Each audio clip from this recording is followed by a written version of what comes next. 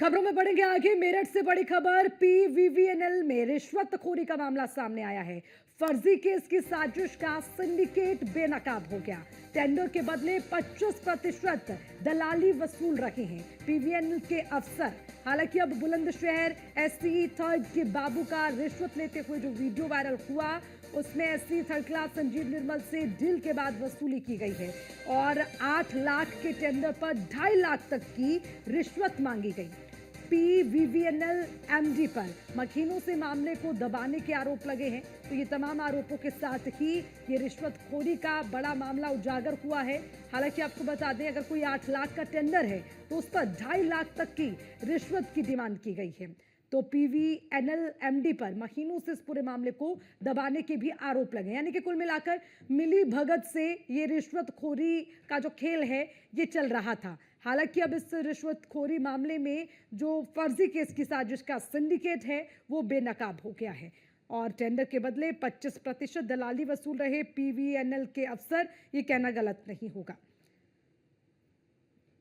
तो यहाँ पर एक वीडियो भी वायरल हुआ है। बुलंदशहर के एससी थर्ड के बाबू का एक वीडियो वायरल हुआ और उसी के साथ इसमें संजीव निर्मल से डील के बाद वसूली जो रिश्वत है वो वसूली गई।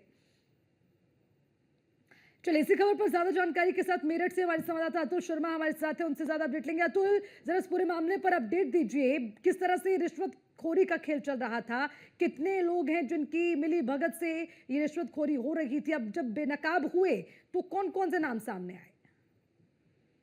और देखिए, पीवीवीएनएल में रिश्वतखोरी की अगर बात की जाए तो लगातार मामले सामने आते हैं। आए दिन की अगर बात की जाए तो विद्युत विभाग की तरफ से आम जनता को परेशान किया जाता है, लेकिन अधिकारियों की तरफ से ठेकेदारों को परेशान करने का मामला सामने आया है। बुलंदशहर के एससी थर्ड का ये मामला है जिसमें 25% यहाँ टेंडर की दलाली वसूली जा रही है, जिसका वीडियो सोशल मीडिया पर इस वक्त वायरल हो रहा है। और कहा जा सकता है कि योगी सरकार का मानना है कि जो अधिकारी हैं वो भ्रष्टाचारी पर लगाम लगाएं, लेकिन कहीं ना कहीं अगर बुलंदशहर के एससी थर्ड की बात की जाए, जिनके ऑफिस में ये जो बाबू है वो रकम वसूलता हुआ नजर आता है। 50,000 रुपए की यहाँ पर रकम वसूली जाती है।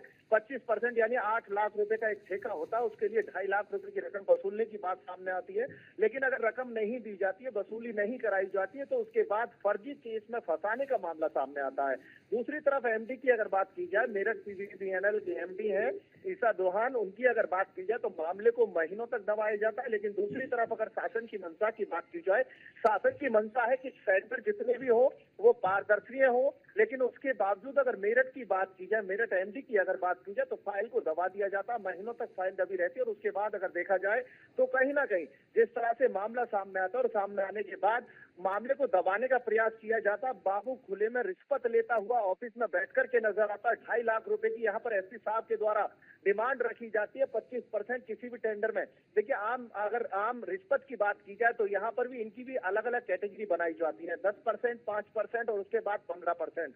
लेकिन अगर बुलंदशहर के एसपी साहब की बात की जाए तो यहाँ पर अधीक्षक साहब लगभग 25% टेंडर में यहाँ पर जो वसूली है उसको करते हुए नजर आते हैं, भ्रष्टाचारी को बढ़ाते हुए नजर आते हैं, योगी सरकार की मंशा को पलीता लगाते हुए नजर आते हैं।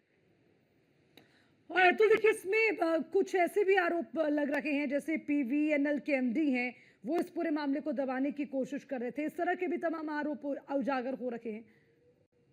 देखिए, बिल्कुल अगर बात की जाए, पीवीवीएनएल की एमडी हैं ईसा दोहान, उनकी अगर बात की जाए तो महीनों तक फाइल को दबाती हैं।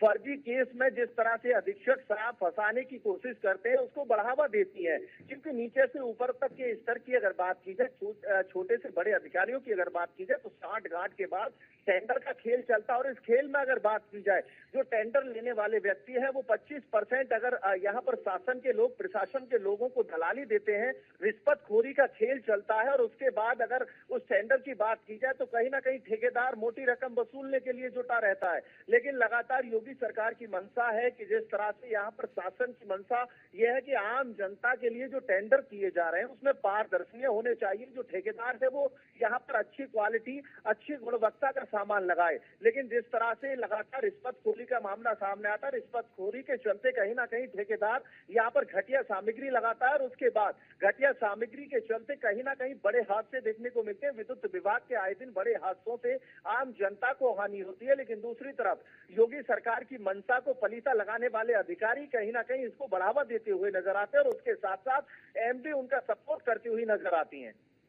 ठीक है, तो शुक्रिया आपका इस खबर पर तमाम जानकारी के लिए।